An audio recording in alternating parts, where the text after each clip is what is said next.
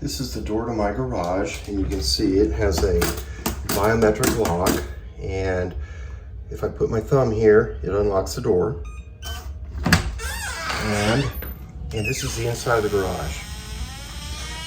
So I walk in here, and I've got a bunch of tools in here that I don't want to.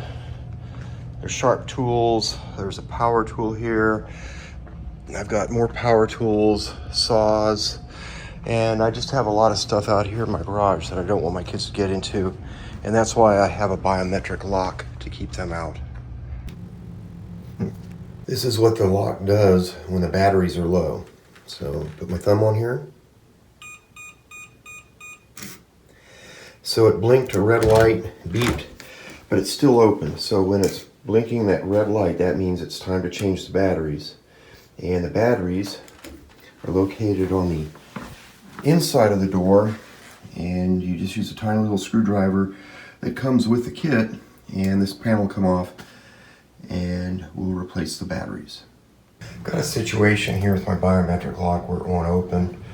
And normally when you touch it, a light comes on and opens the door. Touch the panel, I can't put in any of the numbers. And on this lock, I have a USB port right here where I can plug in a power supply, just a small booster power supply. And by putting that in here, and now I'm getting power. So you can see the lights on there, I'm delivering power. And so we've got a power supply hooked up to the lock, and it still wouldn't power up. So what we are going to do is we're going to use the key here, and by putting the key in the keyhole, I'm going to be able to unlock this, and I can manually open the lock. And I'm able to go in here and see if I can use it.